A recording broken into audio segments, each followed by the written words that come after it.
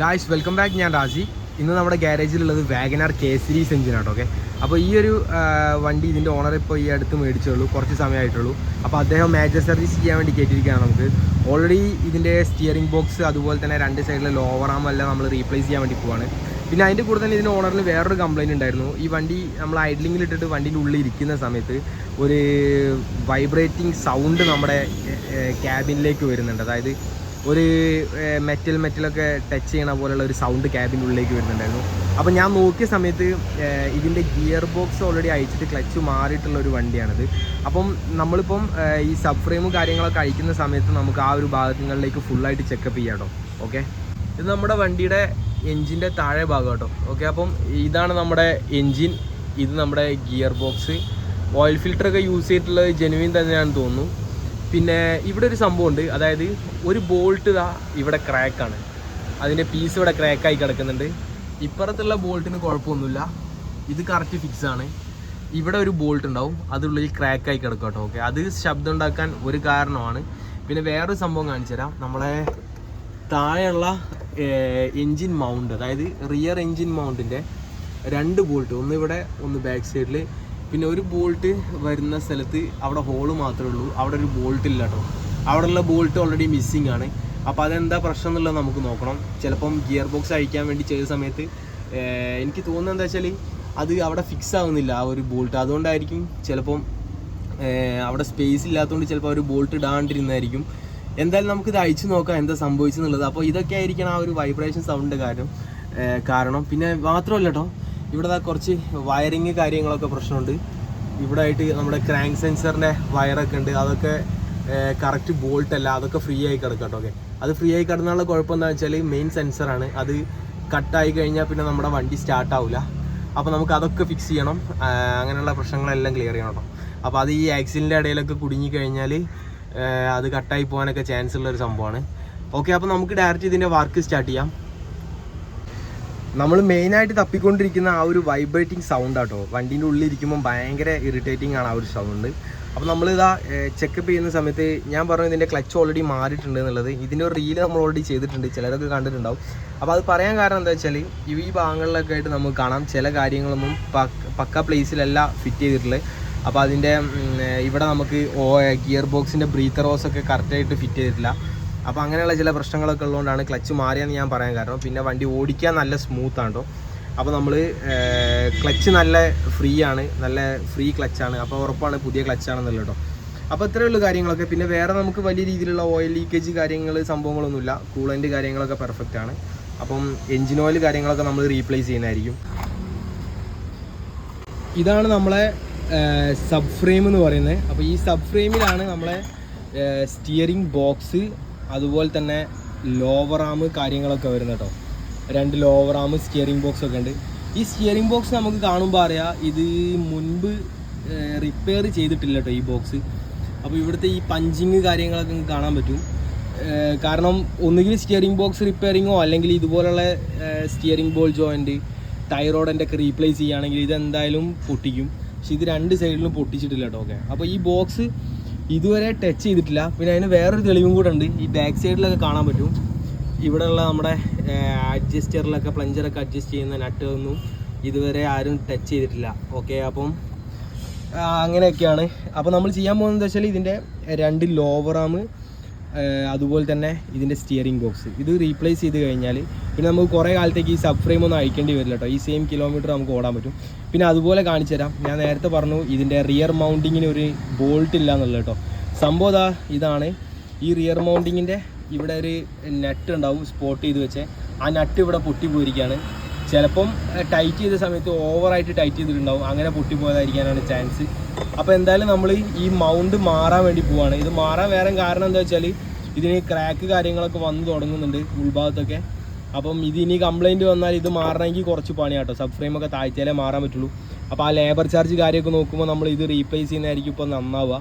അപ്പം പിന്നെ അത് മാത്രമല്ല ഇനി നട്ട് കാര്യങ്ങളൊക്കെ എക്സ്ട്രാ സ്പോട്ട് ചെയ്ത് വെക്കണം. അപ്പോൾ ചിലപ്പോൾ നമ്മൾ അടിയിൽ നിന്ന് ബോൾട്ട് ഇടുന്ന സമയത്ത് അത് സൂട്ടാവില്ല, അങ്ങനെയൊക്കെയുള്ള പ്രശ്നങ്ങളൊക്കെ വരാം. അപ്പോൾ എന്തായാലും നമ്മൾ ഈ മൗണ്ട് റീപ്ലേസ് ചെയ്യാൻ പോവാണ്.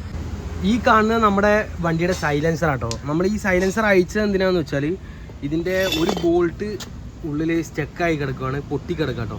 അപ്പോൾ നമുക്ക് ഇതിൻ്റെ ഷേപ്പ് കണ്ടാൽ തന്നെ അറിയാം ഇത് ക്രോസ് ആയിട്ട് അടിച്ച് കയറ്റിയതാണ്, ക്രോസ് ആയിട്ട് അടിച്ച് കയറ്റി പൊട്ടിപ്പോയതാട്ടോ. അപ്പോൾ ഇതുവരെ വണ്ടി ഓടിക്കൊണ്ടിരുന്ന ഒരു ബോൾട്ടിലാണ് സൈലൻസറിൻ്റെ ഒരു ബോൾട്ട് ഓൾറെഡി മിസ്സിങ് ആയിരുന്നു കേട്ടോ. അപ്പോൾ നമ്മളിനി ചെയ്യാൻ പോകുന്നതെന്ന് പറഞ്ഞാൽ ഈ ഒരു ബോൾട്ട് നമുക്ക് എങ്ങനെയെങ്കിലും ഇതിൽ നിന്ന് റിമൂവ് ചെയ്തെടുത്തിട്ട് പുതിയ ഒരു നട്ട് ബാക്കിൽ ഫിക്സ് ചെയ്യണം. ഈ നട്ട് മിക്കവാറും നമ്മൾ മാറേണ്ടി വരും കേട്ടോ. ഈ ബാക്കിലുള്ള കുഴപ്പമില്ല, നമുക്ക് എന്തായാലും ഇത് പ്രോപ്പറായിട്ട് തന്നെ ചെയ്യാം.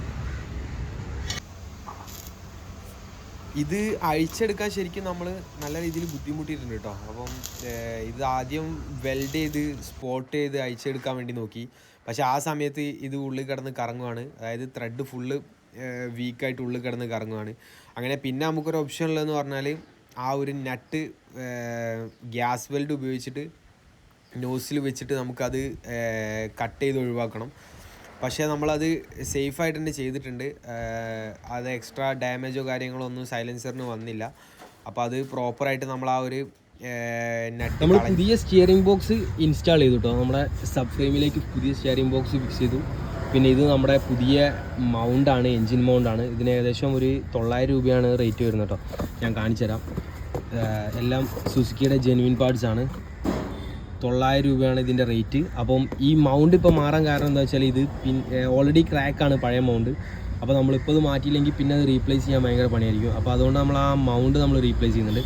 പിന്നെ ഇത് കാണാതാ നമ്മളെ ലോവർ ആം 2 സൈഡും പുതിയതാണ് വരുന്നത്. അപ്പോൾ ടോട്ടൽ നമ്മൾ ഈ ഒരു സബ് ഫ്രെയിം ലെവലിലുള്ള എല്ലാ പാർട്ടും പുതിയതായി. പിന്നെ ഇനി നമുക്ക് ഷോക്കും അതുപോലെ തന്നെ ആ ഒരു റിലേറ്റഡ് കാര്യങ്ങളൊക്കെ ഉള്ളൂ. പക്ഷേ ഈ ഷോക്കൊക്കെ ഓക്കെയാണ്, കുഴപ്പമൊന്നുമില്ല, വേറെ ലീക്കോ കാര്യങ്ങളൊന്നുമില്ല. ഞാൻ ഓടിച്ചപ്പോഴും ഗട്ടറിലൊക്കെ അത്യാവശ്യം നല്ല പെർഫോമൻസാണ് ഷോക്കുള്ളത്. അപ്പോൾ നമ്മൾ അത് റീപ്ലേസ് ചെയ്യേണ്ടതാണ് നമ്മൾ ഇതിനോടറായിട്ട് സംസാരിച്ചപ്പോൾ പറഞ്ഞു. അപ്പോൾ ഇത്രയേ ഉള്ളൂ കാര്യങ്ങൾ. പിന്നെ നമ്മുടെ സൈലൻസർ ഉണ്ട്. ഇത് നമ്മുടെ സ്റ്റിയറിംഗ് ബോക്സിൻ്റെ പാക്കാണ്. ഇതിൻ്റെ റേറ്റ് ഇതാ 6190 കേട്ടോ. സൈലൻസറിന് നമ്മൾ എന്ത് ചെയ്തെന്ന് വെച്ചാൽ ഇത് ബാക്ക് സൈഡിലുള്ള ബോൾട്ട് നമ്മൾ നല്ല ബുദ്ധിമുട്ടിയിട്ടാണ് അഴിച്ചെടുത്തത് കേട്ടോ നട്ട്. അപ്പോൾ നമ്മൾ അതിന് പകരം വേറൊരു നട്ട് നമ്മളിവിടെ വെൽഡ് ചെയ്തിട്ടുണ്ട്. പിന്നെ അത് കൂടാതെ തന്നെ നമ്മൾ ടാപ്പൊക്കെ ചെയ്ത് നല്ല പ്രോപ്പറായിട്ടുള്ള ത്രെഡൊക്കെ ക്ലിയർ ചെയ്തിട്ടുണ്ട്. ഇത് നമ്മുടെ പുതിയ നട്ട് കാര്യങ്ങളൊക്കെയാണ്. പുതിയ നട്ട് നമ്മൾ ഫിക്സ് ചെയ്യും അപ്പം പ്രോപ്പറായി. അതുപോലെ തന്നെ ബോൾട്ടുകൾ നമ്മൾ പുതിയതാണ് സെറ്റ് ചെയ്യുന്നത്. ആ നട്ട് നമുക്ക് സൈലൻസറിൻ്റെ സെൻറ്ററിലേക്ക് ഫിക്സ് ചെയ്യാൻ വേണ്ടിയുള്ള കേട്ടോ ആ 2 പുതിയ നട്ടുകൾ. അപ്പോൾ നമ്മൾ വർക്ക് സ്റ്റാർട്ട് ചെയ്യാണ്. ഇപ്പോൾ ഇത് ഫുള്ള് ഫിക്സ് ചെയ്ത് കഴിഞ്ഞിട്ട് നമുക്ക് ഇതിൻ്റെ വൈബ്രേഷൻ കാര്യങ്ങളൊക്കെ മാറിയോ നോക്കാം. ഇനി നിങ്ങൾക്ക് നമ്മുടെ കെ സീരീസ് വാഗനറിൻ്റെ എഞ്ചിൻ്റെ ബാക്ക് സൈഡ് ഒന്ന് ഫുള്ളായിട്ട് കാണിച്ചു തരാം കേട്ടോ. അപ്പോൾ ഇതാണ് നമ്മളെ ടോട്ടൽ ബാക്ക് സൈഡ്. ഇത് നമ്മുടെ ഓൾട്ടർനേറ്റർ, ഇത് ഇൻടേക്ക് മാനിഫോൾഡ്, അങ്ങനെ നമ്മളെ സ്റ്റാർട്ടർ മോട്ടർ. ഇതിൻ്റെ സ്റ്റാർട്ടർ മോട്ടറൊക്കെ അഴിക്കാന്ന് പറഞ്ഞാൽ നല്ല പണിയാണ്. അപ്പോൾ ഇവിടെ വന്ന് കുറച്ച് കാര്യങ്ങൾ ഞാൻ കാണിച്ചു തരാം. ഈ ഒരു പീസാണ് ഫിക്സ് ചെയ്യാൻ വിട്ടുപോയത് കേട്ടോ. ഇത് നമ്മളെ ക്രാങ്ക് സെൻസറിലേക്ക് പോണ വയറാണ്. അപ്പം ക്രാങ്ക് സെൻസർ, നോക്ക് സെൻസർ അതുപോലെയൊക്കെയുള്ള ഒരു വയറാണ്. അപ്പോൾ ഇതിൻ്റെതാ ഇവിടെ ആയിട്ട് ഒരു ബോൾട്ട് ഉണ്ട് 10-ൻ്റെ. ഇത് നമ്മൾ ഈ ഒരു സബ് ഫ്രെയിം ഇവിടെ നിൽക്കുന്ന സമയത്ത് ഇത് ഈ ബോൾട്ട് ഇവിടെ സെറ്റ് ചെയ്യാന്ന് പറഞ്ഞാൽ കുറച്ച് പണിയാണ്. അപ്പം മെക്കാനിക്സ് ഫിറ്റ് ചെയ്യാൻ നോക്കി ക്ഷമ നശിക്കുമ്പോൾ അത് അവിടെ ഇട്ടിട്ട് പോകും. പിന്നെ അതുപോലെ തന്നെ ഇതിവിടെ ഇതുപോലെ സീറ്റ് ആവാനുണ്ട്. ഓക്കെ, അതവിടെ സീറ്റായി. അത് സീറ്റായി കഴിഞ്ഞിട്ട് ഇതുപോലെ നമ്മളിവിടെ സെറ്റ് ചെയ്ത് വെക്കും കേട്ടോ. ക്ലാമ്പൊക്കെ ബെൻഡായിട്ടുണ്ട്. അതെന്തായാലും നമ്മളത് പ്രോപ്പറായിട്ട് ഫിക്സ് ചെയ്തിട്ട് മാത്രമേ ഉള്ളൂ ബാക്കി കാര്യങ്ങളൊക്കെ സെറ്റ് ചെയ്യാൻ വേണ്ടി തുടങ്ങുള്ളൂ. അപ്പോൾ നമുക്ക് ബാക്കി ഇത് ഫുള്ള് കംപ്ലീറ്റ് ചെയ്തിട്ട് ബാക്കി വർക്ക് ചെയ്യാം. ഓക്കെ, അങ്ങനെ നമ്മൾ ഫൈനൽ ഫിറ്റിങ്സ് ഒക്കെ നടന്നുകൊണ്ട് നിൽക്കാം കേട്ടോ. നമ്മൾ സൈലൻസർ തിരിച്ച് ഫിറ്റ് ചെയ്തു. പിന്നെ അതാ നമ്മളെ ബോൾട്ട് കാണാം കേട്ടോ. ഒരു ബോൾട്ട് ഇവിടെ, അടുത്ത ബോൾട്ട് ഇവിടെ. ഇവിടെ ബോൾട്ട് മിസ്സായതുകൊണ്ട് തന്നെ സ്പ്രിങ് കാര്യങ്ങളൊക്കെ പോയതായിരുന്നു. ഇപ്പോൾ നമ്മൾ പുതിയത് മേടിച്ചാണ്. സത്യം പറഞ്ഞാൽ ഈ സൈലൻസറിൻ്റെ വർക്കില്ലെങ്കിൽ ഇന്ന് രാവിലെ ഇത് നമ്മൾ ഡെലിവറി ചെയ്യേണ്ട വണ്ടി കേട്ടോ. അപ്പം ചില വർക്കുകളൊക്കെ അങ്ങനെയാണ്, നമ്മൾ പ്രതീക്ഷിക്കാത്ത സമയമായിരിക്കും വരിക. പക്ഷേ ഇപ്പം പെർഫെക്റ്റ് ആണ്. അതുപോലെ തന്നെ അവിടെ നമുക്കൊരു പുതിയ കളറിൽ പുതിയ ബോൾട്ട് കാണാം. ആ മിസ്സിങ് ഉള്ള ബോൾട്ടായിരുന്നു കേട്ടോ അത്. അപ്പോൾ അതൊക്കെ പ്രോപ്പറായിട്ട് ഫിക്സ് ചെയ്തു. അപ്പം ടോട്ടലി വണ്ടി പെർഫെക്റ്റായി. ഇനി നമുക്ക് എന്ത് ചെയ്യാം, ഇതൊന്ന് ഡ്രൈവ് ചെയ്യാം. അതുപോലെ തന്നെ റിയർ ബ്രേക്സ് ചെക്ക് ചെയ്യുന്നുണ്ട്. അപ്പോൾ അതിൻ്റെ വീഡിയോസ് ഞാൻ കാണിക്കുന്നില്ല, കാരണം അതും കൂടെ കാണിക്കുമ്പോൾ വീഡിയോ ഒരുപാട് ലെങ്ത് ആയിരിക്കും കേട്ടോ. ഓക്കെ, അപ്പം അതും കൂടെ നമ്മൾ ചെക്ക് ചെയ്തിട്ടാണ് വണ്ടി കൊടുക്കുന്നത്. ഓക്കെ, അപ്പം നമുക്ക് ഈ വണ്ടി സ്റ്റാർട്ട് ചെയ്ത് നോക്കാം ഇതിൻ്റെ പെർഫോമൻസ് എങ്ങനെയുണ്ടെന്ന്.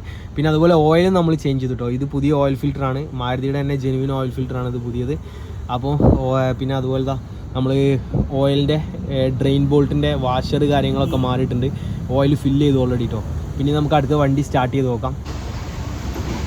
നമ്മളെ വർക്ക് അപ്പോൾ കംപ്ലീറ്റ് ആയിട്ടാണ്. ഇനി നമുക്ക് കുറഞ്ഞ പണികളും കൂടെ ബാക്കിയുള്ളൂ. നമുക്ക് ഇതിൻ്റെ ഗിയർ ലിവറിൻ്റെ ബുഷ് റീപ്ലേസ് ചെയ്യാനുണ്ട്. ഇത് നമ്മളെ ഗിയർ ലിവറിൻ്റെ ബുഷാണ്, 2 റീപ്ലേസ് ചെയ്യാനുണ്ട്. ഉള്ളിൽ നമ്മൾ ഓൾറെഡി റീപ്ലേസ് ചെയ്തു. പിന്നെ കുറച്ച് ബട്ടൺസ് ഒക്കെ കുറവുണ്ടായിരുന്നു, അതൊക്കെ നമുക്കിന്ന് ഫിറ്റ് ചെയ്യാനുണ്ട്. ഇവിടെ ഈ ഒരു ഫ്രഷ് എയർ വലിക്കുന്ന അവിടെ ഒരു 2 ബട്ടൺസ് ഉള്ളിൽ മിസ്സിങ് ഉണ്ടായിരുന്നു, അപ്പോൾ അതൊക്കെ നമ്മൾ കറക്റ്റ് ചെയ്യുന്നുണ്ട്.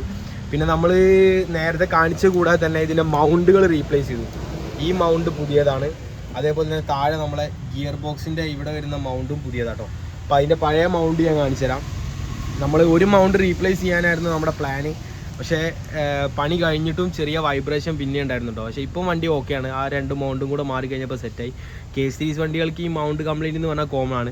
ഇപ്പോൾ നമ്മളെ വണ്ടി ഓടിക്കുമ്പോൾ പക്ക പുതിയ വണ്ടി ഓടിക്കുന്ന ഒരു ഫീൽ ആട്ടോ. നമ്മുടെ സ്റ്റിയറിംഗ് ബോക്സ് ഫുള്ള് മാറി, ലോവർ ആം മാറി, ഓൾമോസ്റ്റ് ഇപ്പോൾ വണ്ടി സെറ്റാണ്. ഓക്കെ, അപ്പം നമ്മൾ ഇതുപോലെ ഇൻഫോർമേറ്റീവ് ആയിട്ടുള്ള വീഡിയോസ് വീണ്ടും ക്രിയേറ്റ് ചെയ്യുന്നതായിരിക്കും. അപ്പോൾ താങ്ക് യു ഫോർ വാച്ചിങ്.